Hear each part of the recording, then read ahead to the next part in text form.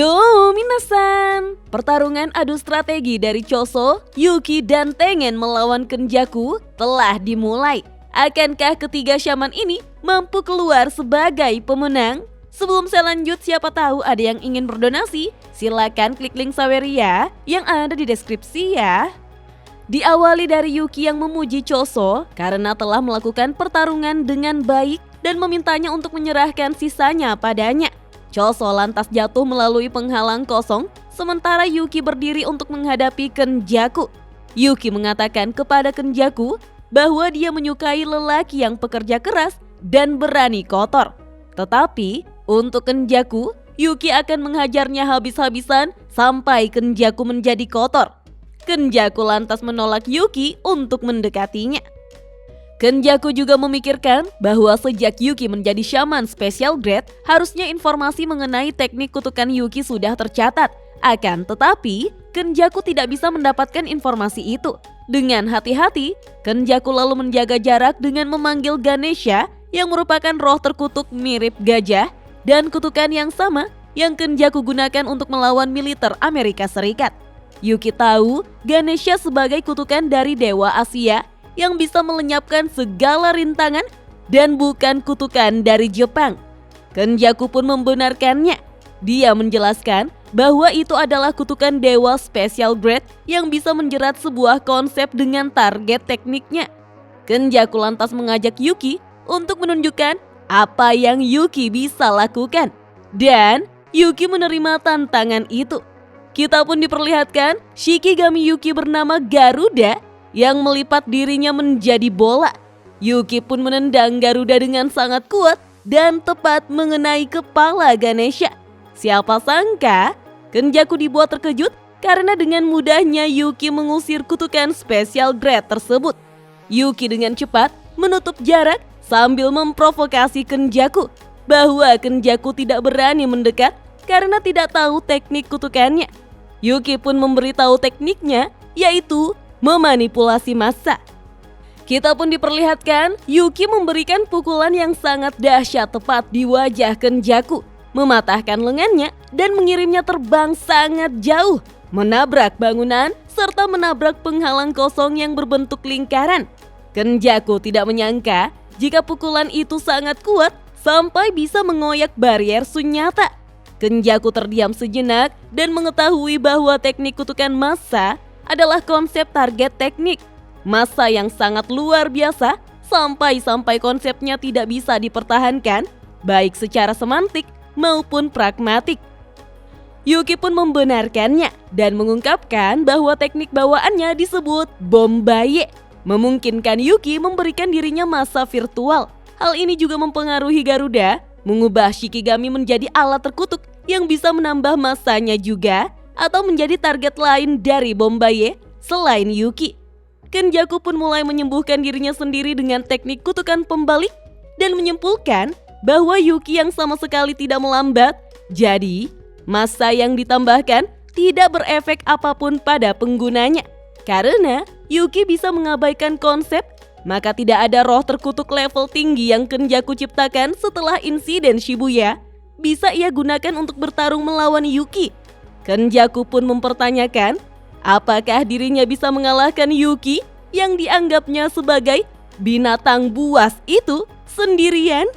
Sementara itu, Yuki menganalisis kemampuan Kenjaku juga. Dia mengamati Kenjaku memiliki beberapa teknik kutukan lain selain manipulasi roh terkutuk dan teknik body hopping. Yuki menyimpulkan kemampuan gravitasi adalah teknik bawaan ketiga Kenjaku. Teknik yang dihasilkan Uzumaki pasti hanya bisa sekali pakai karena Kenjaku tidak menggunakan idol transfiguration yang telah ditunjukkannya. Mengingat kalau Kenjaku bisa menggunakan teknik kutukan pembalik, sepertinya Kenjaku tidak akan menyia-nyiakan teknik sekali pakai itu dalam situasi seperti ini. Kenjaku bisa mengumpulkan lebih banyak teknik kutukan sekali pakai dengan Uzumaki, tapi sepertinya Kenjaku tidak melakukannya. Itu karena teknik lebih lanjut apapun akan membebani otak Kenjaku tanpa penyimpanan luar seperti Okotsu Yuta. Tapi Yuki bersiap dengan kemungkinan terburuk jika Kenjaku memiliki teknik keempat. Pada saat yang sama, Kenjaku mempertimbangkan kemungkinan Yuki memiliki teknik ekstensi dengan keluaran energi terkutuk yang tinggi. Kita pun diperlihatkan bagaimana kedua petarung secara bersamaan mengakui betapa merepotkannya lawan mereka itu. Yuki berencana membuat Kenjaku mengaktifkan domainnya, lalu Yuki akan menyerang balik ketika Kenjaku mengalami efek samping sehabis mengaktifkan domain, di mana Kenjaku akan memasuki fase sulit menggunakan teknik kutukan. Yuki yakin dia bisa menang meski berada dalam situasi yang sama karena dia punya Garuda. Agar rencana ini bisa berhasil, Yuki harus tampak selemah mungkin di depan Kenjaku dan mengurangi intensitas domainnya sebanyak mungkin. Namun siapa sangka Kenjaku mengejutkan Yuki. Kenjaku mengatakan pada Yuki bahwa teknik kutukan mereka tidak cocok untuk saling bertarung. Tapi Yuki masih belum mengaktifkan domain. Secara tidak langsung, Yuki mengaku bahwa dirinya tidak percaya diri bisa menang dalam pertarungan domain. Kenjaku lantas mengaktifkan domain expansion-nya All Enveloping Garbadatu. Yuki pun segera memanggil Tengen dan hal itu mengejutkan Kenjaku. Tengen bergerak untuk mewujudkan rencana mereka, tetapi mempertanyakan apakah ada cukup waktu untuk melakukannya. Sebelum pertarungan Yuki dengan Kenjaku, Yuki telah lebih dulu mendiskusikan detail rencananya dengan Tengen.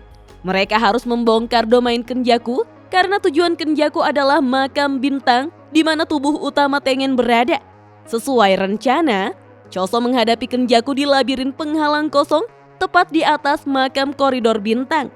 Tiap ruangan adalah perisai sunyata.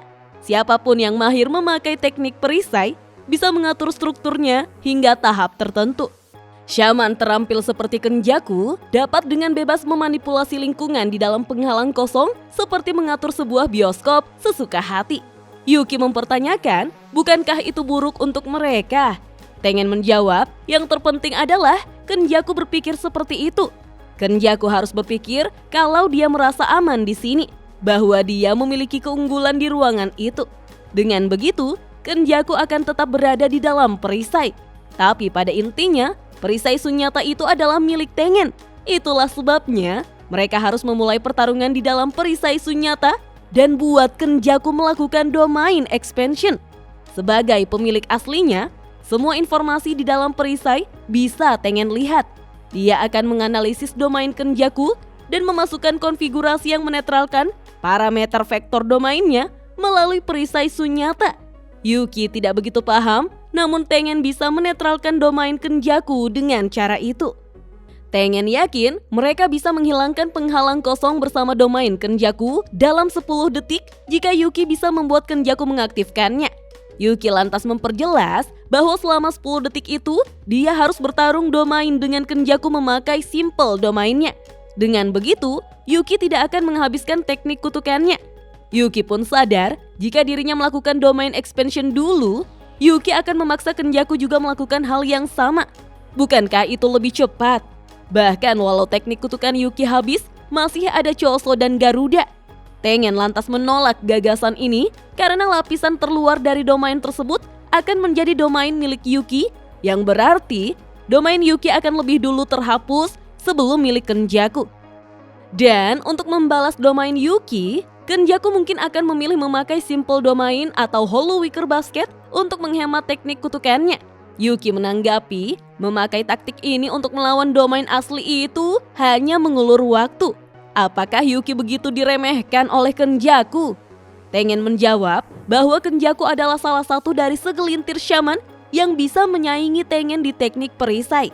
Bahkan, simple domainnya saja berbeda jauh dari shaman lain. Jadi mereka harus memaksa Kenjaku memakai domain expansion-nya agar Tengen bisa membongkarnya. Lalu, di saat teknik kutukannya habis, Yuki akan menghajarnya. Namun, Yuki dan Tengen salah perhitungan. Ketika Kenjaku memperluas domain expansion-nya, Tengen langsung mengetahui jika domain Kenjaku mirip dengan domain yang ditunjukkan Sukuna di Shibuya. Melakukan domain expansion dan mengaktifkan teknik kutukan di perisai yang terbuka itu sungguh luar biasa. Bagian luar yang harus dibongkar itu tidak ada. Yuki membela diri dengan simple domain New Shadow Style, tetapi dengan cepat dihilangkan oleh penghalang superior milik Kenjaku. Yuki bertanya-tanya, kenapa perisai Kenjaku kuat sekali? Simple domainnya saja hampir tidak tahan. Kenjaku bertanya balik, apakah Yuki kira hal semacam itu bisa bertahan melawan domain miliknya? Yuki pun kini berlari mendekati Kenjaku sembari berharap agar Tengen lebih cepat. Tapi Kenjaku paham apa yang Yuki coba lakukan. Ini memang strategi kuno yang akan dipikirkan oleh Hikikomori itu. Tengen berasumsi bahwa tepi area yang pasti terkena serangan Kenjaku adalah kulit terluar penghalang dan mencoba menghapusnya tepat waktu dengan perisai Sunyata. Kenjaku memahami permainan Tengen dan menyombongkan diri bahwa keduanya tidak sama karena Kenjaku telah menjalani hidup ribuan tahun di perang bolak-balik antara para raksasa melalui berbagai persekutuan dan pengkhianatan di dunia kutukan ini. Kita pun diperlihatkan dengan hancurnya seluruh simple domain milik Yuki. Kini Yuki terkena gelombang ledakan besar dari serangan Womb Profusion yang tidak bisa dilawannya. Tengen lantas menghilangkan perisai Sunyata dan domain Kenjaku segera setelahnya. Tapi tampaknya ini sudah terlambat. Kenjaku dan Yuki jatuh ke ruangan di bawah, di mana Yuki terluka parah dan terjatuh ke tanah. Kenjaku memberitahu Yuki bahwa memperluas domainnya sendiri akan lebih baik dan mengandalkan Tengen adalah sebuah kesalahan. Kenjaku melanjutkan bahwa Tengen menyembunyikan sesuatu yang penting. Kenjaku kini bersiap untuk mengungkapkan sesuatu tentang Culling Game. Namun, Kenjaku tidak menyelesaikan pernyataannya karena dia menyadari bahwa Yuki telah bergerak dan Shikigaminya ada di tempat Yuki berada tadi. Kenjaku memperhatikan Yuki telah berada di belakangnya dan berbalik menghadapinya. Sayangnya, hal itu membuat Kenjaku terbuka terhadap serangan Garuda.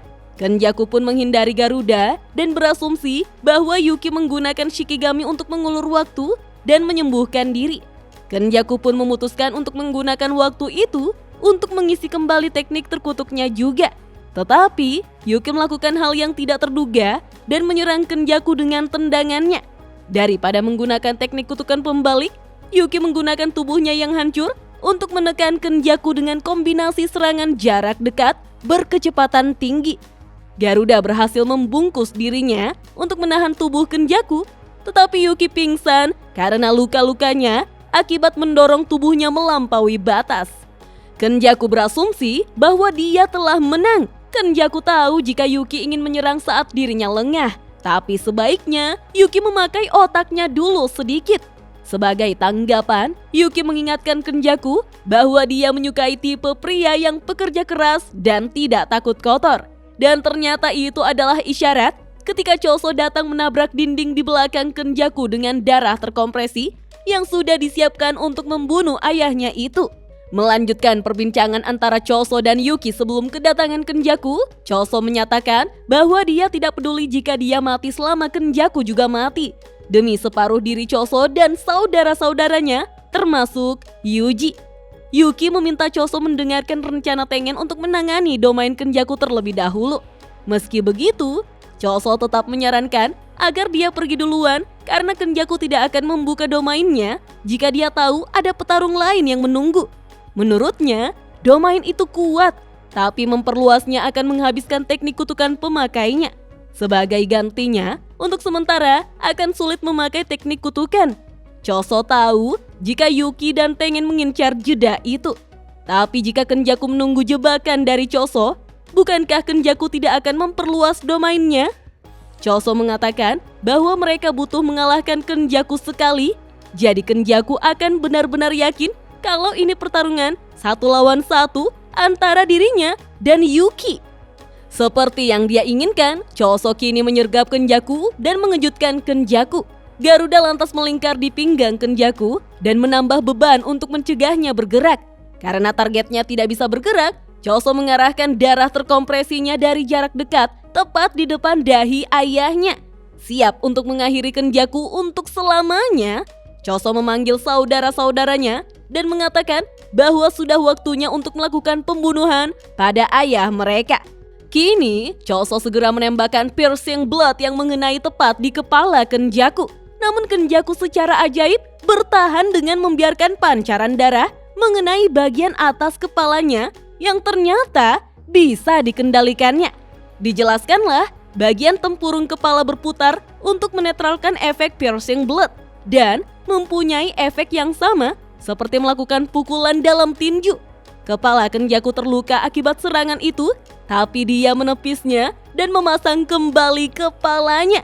Yuki memuji Kenjaku karena selamat dari serangan Choso selayaknya zombie dan menyerangnya dengan tendangan yang kuat. Dia yakin Choso akan mengakhiri pertarungan jika Bombaye tidak dilemahkan oleh cederanya dan memberikan beban yang cukup kepada Garuda. Meski begitu, Yuki yakin bahwa Kenjaku hanya melakukan manuver putus asa karena dia terpojok. Yuki dan Choso berjuang mengatasi luka mereka dan menyerang Kenjaku bersama-sama. Mereka mampu mengalahkannya, tetapi tidak dapat memberikan serangan yang cukup signifikan untuk mengakhiri pertarungan. Choso tahu jika Yuki perlu menyembuhkan luka-lukanya agar teknik terkutuknya dapat meningkat dan melawan Kenjaku sendirian saat Yuki melakukannya. Yuki pun menggunakan teknik kutukan pembalik untuk menyembuhkan tubuhnya yang hancur, tetapi ini melemahkan efek Bombaye pada pegangan Garuda. Kenjaku pun terlepas dari genggaman Garuda dan mengambil jarak. Dia benar-benar memanfaatkan momentum tersebut. Yuki pun meraih paruh Garuda dan mengayunkan tubuhnya seperti cambuk, menghancurkan lingkungan dengan serangannya. Yuki dan Choso berhasil memojokkan Kenjaku dari dua sisi, namun tiba-tiba Kenjaku mengaktifkan teknik manipulasi gravitasinya. Hal ini membuat Garuda dan Choso terjatuh ke tanah. Dengan kata lain, Kenjaku juga telah mengisi kembali teknik kutukannya. Choso menyesali ini semua dan terus memaki. Sementara Garuda bergerak lagi beberapa detik kemudian, namun Garuda dipaksa kembali ke tanah karena gravitasi Kenjaku. Yuki berusaha mendekat sembari mengamati, lalu menyimpulkan bahwa Kenjaku hanya dapat memanipulasi gravitasi pada radius sekitar 2-3 meter di sekitar pemakai selama 6 detik. Kemudian Kenjaku akan mengisi waktu pemulihannya dengan pengendalian arwah terkutuk. Tapi melawan Yuki tidak akan memberi Kenjaku waktu. Yuki berpikir bahwa dirinya bisa menang. Berbekal Garuda, Yuki menyerang Kenjaku dalam interval tersebut, menghancurkan semua roh terkutuk yang Kenjaku coba gunakan untuk mengulur waktu. Yuki memberikan beberapa pukulan keras secara berurutan saat dia mencoba memanfaatkan momen dan menghabisi lawannya. Yuki berpikir bahwa teknik kutukan pembalik dan domain Kenjaku telah mengikis energi kutukannya. Dan dengan Oni-chan, mereka akan melemahkan tubuh Kenjaku. Gravitasi tidak sefleksibel dugaan Yuki. Jika itu adalah jangkauan efektifnya, maka walaupun Kenjaku memakainya tepat di sebelah Yuki, maka Yuki bisa bersiap menghindar di saat terakhir. Yuki bertekad harus menyerang. Kesempatan seperti ini tidak datang 2 kali. Namun, Kenjaku mengejutkan Yuki dengan mengaktifkan maksimum Uzumaki Mini yang kini meledakkan tubuh bagian atas Yuki. Kenjaku sengaja tidak menggunakan roh terkutuk untuk mengulur waktu gravitasi. Dia menggunakan mereka untuk membangun Uzumaki dan mengejutkan Yuki. Sementara Yuki melindungi wajahnya dengan tangannya dari ledakan awal, Kenjaku kini menargetkan tubuh bagian bawah Yuki dengan mini Uzumaki kedua. Kenjaku mengetahui bahwa berat tubuh Yuki tidak berubah saat Yuki memakai Bombaye. Artinya, walaupun kepadatannya bertambah, kekerasannya masih sama. Kita pun diperlihatkan bagaimana Kenjaku menembakkan ledakan energi terkutuk yang sangat kuat melalui tubuh bagian bawah Yuki. Hal ini tentu saja menyebabkan cedera fatal, membuat Choso berteriak memanggilnya. Nah, minasan, bagaimanakah akhir dari pertarungan ini? Kita lanjut yuk ke video selanjutnya. Dah.